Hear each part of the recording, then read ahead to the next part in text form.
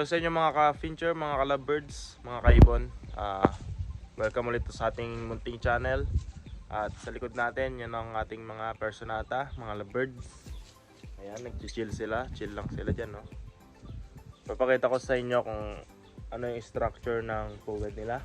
So kaway-kaway po dyan sa mga nag-aalaga ng personata dyan sa atin. So meron tayong pugad dito.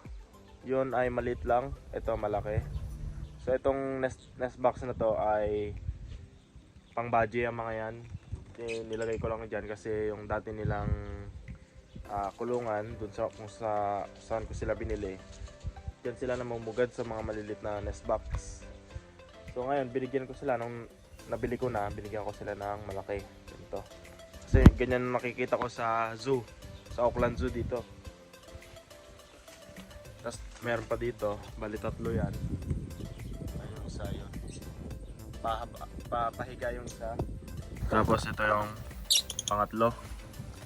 The rest, ano na, dalawang maliit na nest box yun. Yun nga po pala ang ating mga lovebirds. So meron po tayong 8. Ayan. Ayan sila. Dalawang verde. Tapos the rest ay blue. Lahat yan black mass. Personata yung mga yan. At yung iba nakapagpugad na, may pugad na, nakapaggawa na ng nest. Ewan ko kung ginagawa pa rin nila. Pero papakita ko sa inyo kung ano yung structure ng pugad nila. Ayan nga, no? Napakaingay nila, no? So ito yung nest box nila. Napakalaki, no? Laki niyan.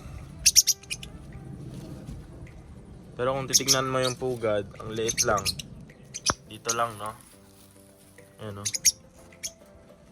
So wala pa silang itlog. Ayan. So yung pugad po, may ano po yan, may tunnel yan, paakyat. You know? Tunnel yun, no? Papunta dito sa taas. Tapos may pugad po ulit dito sa pinakataas. Ganun din dito sa kabila. So ayan. Ganun din dito sa kabila. Ayan, oh. May pugad dun sa baba. May tunnel din yan paakyat dito. Tapos may pugad ulit dyan. So ganun po yung structure ng nest ng personata natin. Yun po ay defense mechanism sa wild. Yan po yung instinct nila. So pag may ahas dun sa wild, i-check yung nest nila, walang laman. Pero ang totoo, nandun sa baba yung mga inakay. So aalis agad yung mga predator. Ganun po yung nest nila. Iba po siya sa fishers, lovebirds. Ayan. So wala pa silang itlog.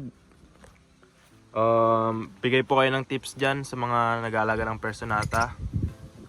Kung anong maganda. So gumagawa naman sila ng pugad. Ayan, nandyan. At nabili ko to last year, May.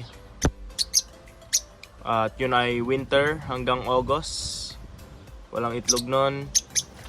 Tapos September hanggang November, spring, wala pa ring breed. Hanggang ngayon, December hanggang January, hanggang ngayon. Summer na guys, wala pang itlog. Pero nakita ko sila nung nakaraang buwan, yung isang pares na nagme-mate sila. Ang haba, mga 6 minutes yata silang nagme-mate. Ang ingay, no? Pero wala pa rin itlog after a week. So comment po kayo dyan kung ano pong magandang tip para ma-breed ko po itong mga magagandang ibon na to. Kasi ang pinapakain ko sa kanila, sunflower, canary seed, tapos millet, safflower, At ano pa ba? Yung mga panicum. Yan. Yun lang. Yung mga soft food din naman nila kinakain. Pero binibigyan ko sila ng mga nesting materials. Kinukuha naman nila. Pero yun nga. Sa mga nag-aalaga po ng Personata, I need your help po. Kung mayroon po kayong ma-advise sa akin, comment nyo lang po dyan. So panoodin muna natin ang ating mga lovebirds. Binigyan ko sila ng mga damo doon. Ayan, mga damo. Panoodin natin sila kung anong gagawin nila.